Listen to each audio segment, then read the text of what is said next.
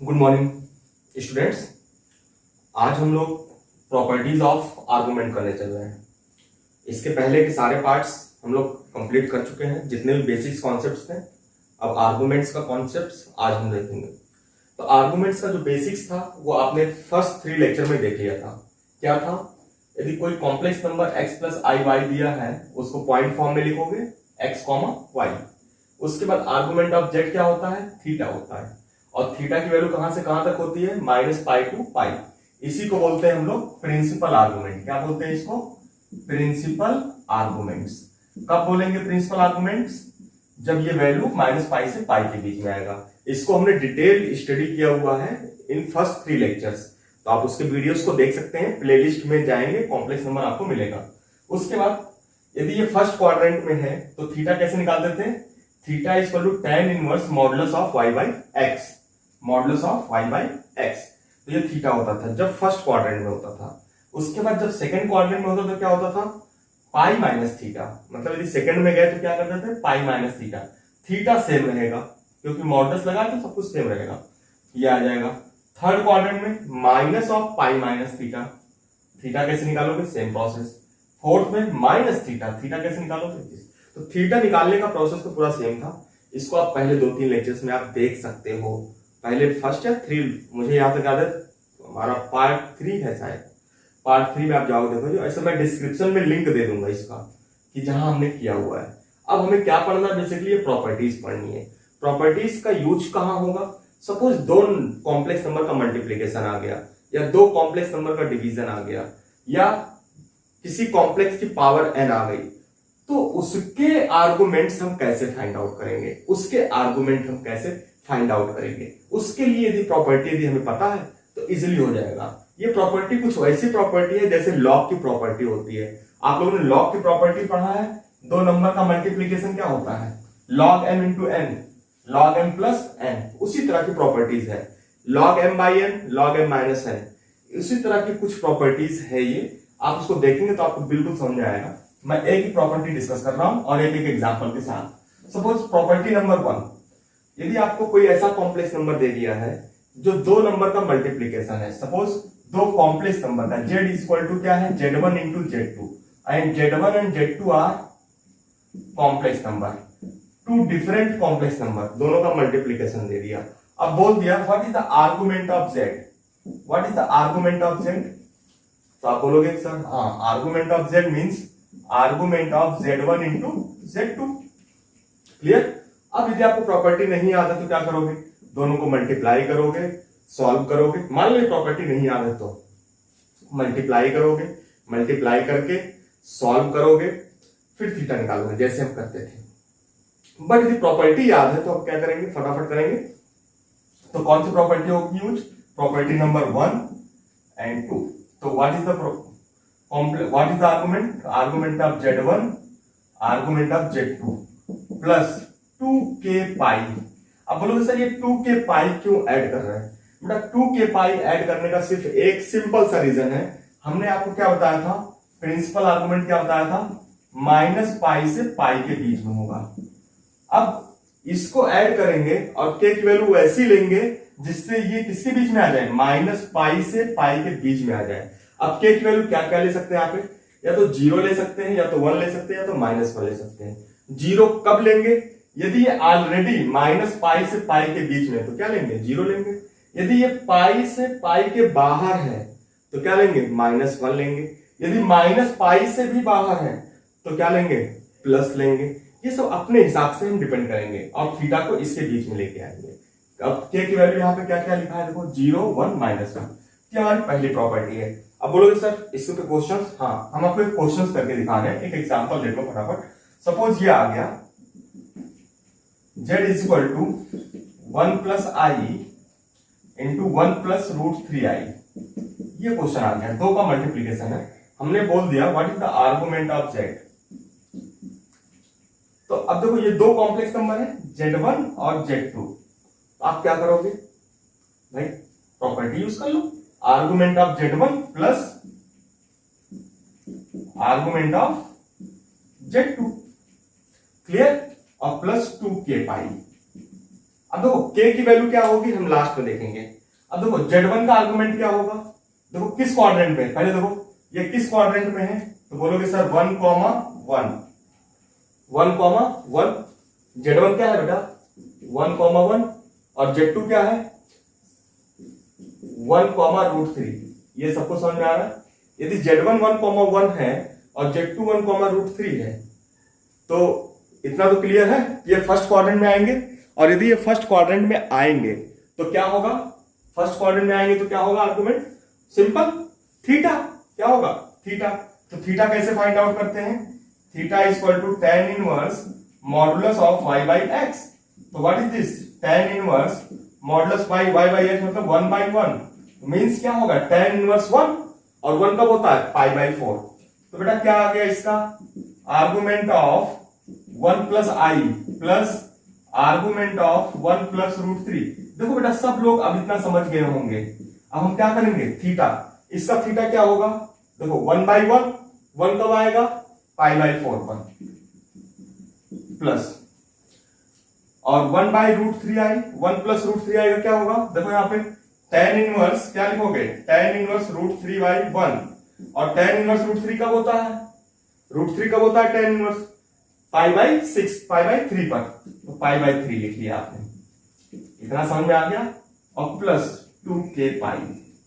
अब इसको आप करो बेटा, इसको यदि आप ऐड करोगे तो क्या आ जाएगा, सिंपल क्या आ जाएगा, सिंपल सा आंसर आएगा, बोलोगे sir 3 pi 7 pi by 12 plus 2k by. अब बोलोगे ये बेटा ये क्या 0 माइनस पाई से पाई के बीच में है, ये आर्गुमेंट पाई से पाई के बीच में है, देख रहे हो ये पाई से छोटा है, 7 पाई बाई 12 पाई से छोटा है। What is the value of k, what is the value of k, k is equal to 0। What is the value of k, k is equal to 0। Clear, बहुत आसान सा क्वेश्चन हो गया। बट आप अब सोच रहे होगे सर यदि हम दोनों को मल्टीप्लाई करके करें तो आपके लिए डिफिकल्टीज बहुत ज्यादा बढ़ जाएगी, बहुत डिफिकल्टीज बढ़ जाएंगी। करके देखना एक बार, मैं तो नहीं कर रहा हूं, आप करके देखिएगा क्या हो पाएगा। यदि इस प्रॉपर्टी को यूज करोगे easily, what is the answer, k is equal to क्या होगा 0। तो what is the answer 7 pi by 12। This is the argument of z। तो आर्गुमेंट ऑफ z निकालने के लिए यदि दो का मल्टीप्लीकेशन है तो सबसे अच्छा तरीका ये है, और कुछ नहीं करना है। अब दूसरा क्या है division.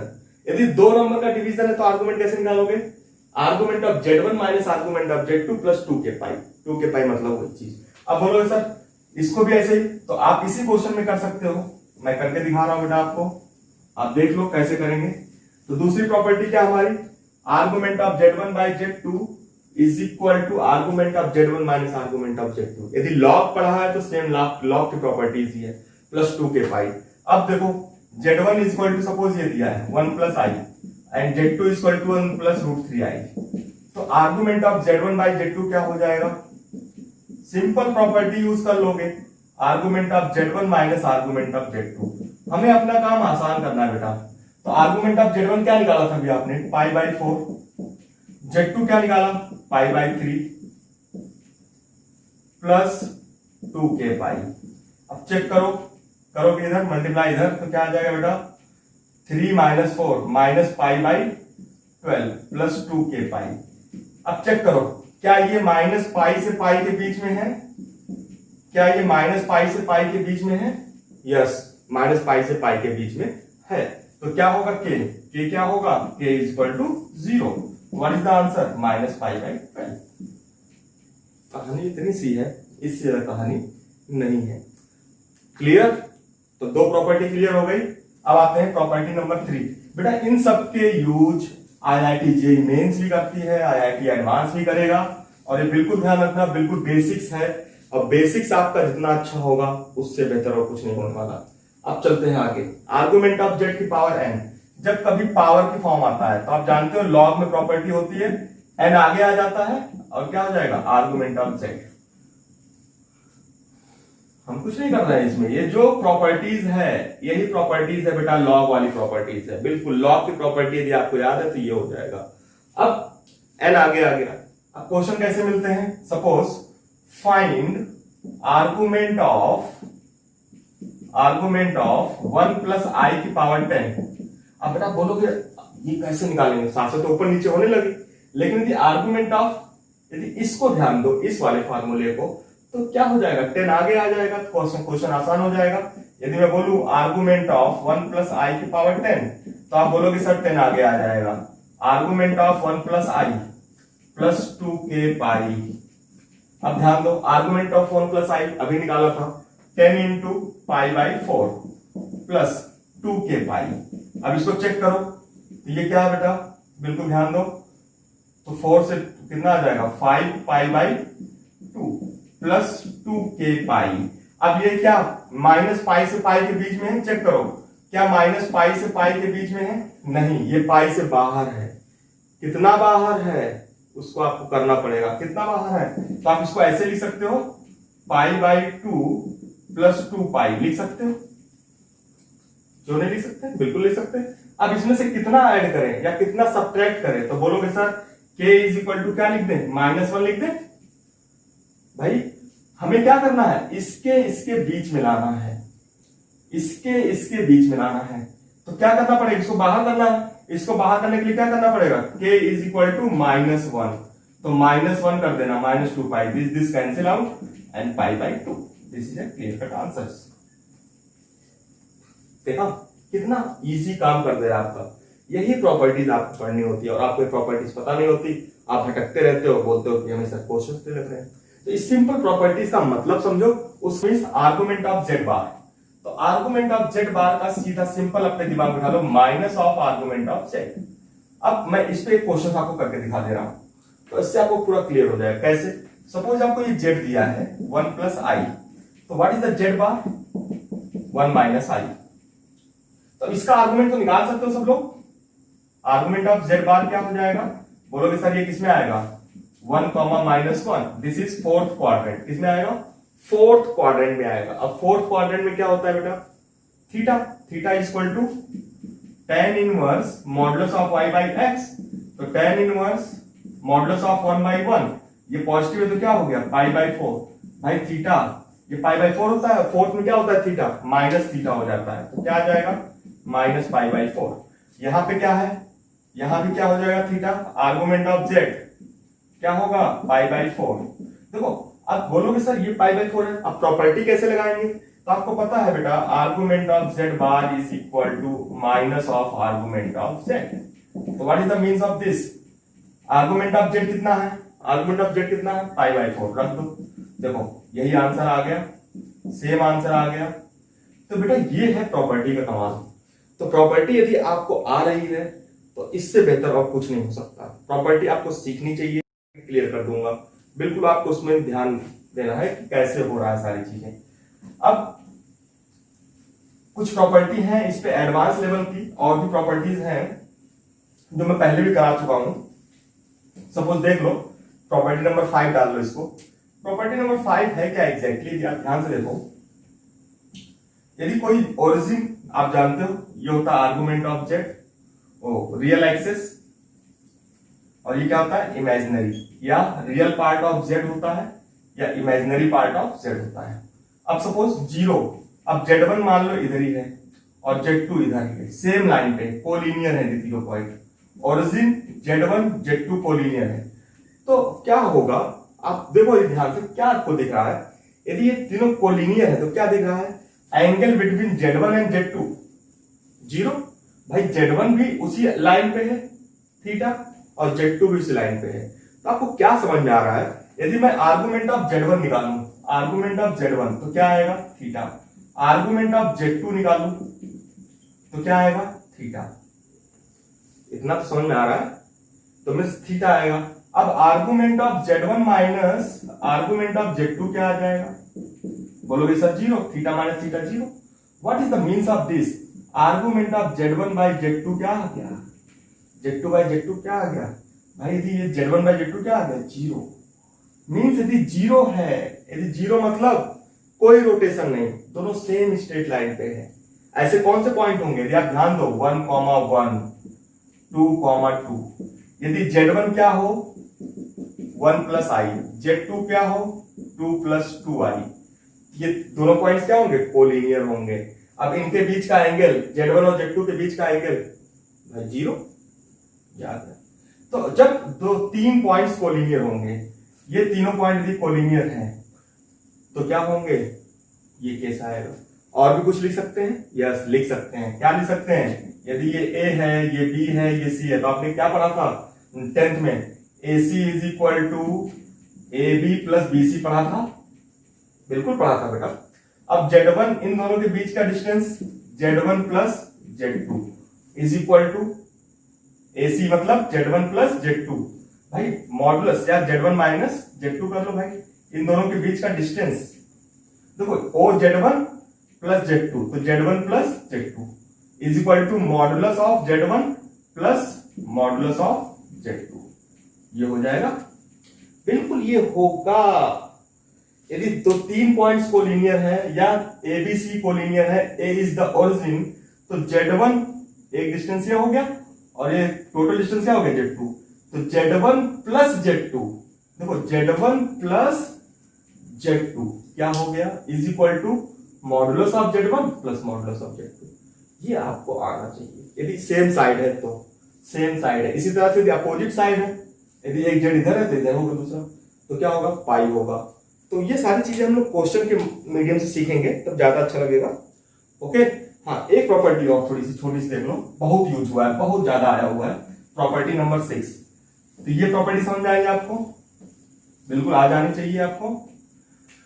Argument of Z minus of argument of minus Z, बेटा minus of argument of minus Z क्या होगा, या तो ये पाई होगा या माइनस पाई होगा, दो ही केस होंगे, बिल्कुल अपने दिमाग में ध्यान दो।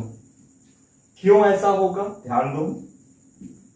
सपोज ये पॉइंट x, y है, मतलब क्या है, z is equal to x plus i y, इधर है सब पॉजिटिव है। अब हमने बोला माइनस जेड का मतलब माइनस एक्स माइनस आई वाई, मीन्स पॉइंट क्या हो जाएंगे, माइनस एक्स माइनस वाई। ये पॉइंट कहां आएगा, थर्ड क्वाड्रेंट में, देखो आया कि नहीं थर्ड क्वाड्रेंट में, क्लियर।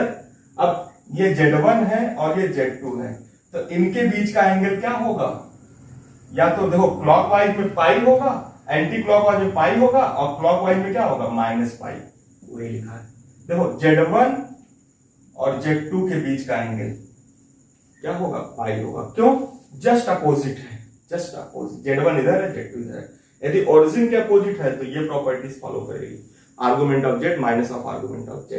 तो ये हमारा आज का लेक्चर कंप्लीट हुआ बेटा, यही था हमारा properties of argument. Okay, thank you everybody.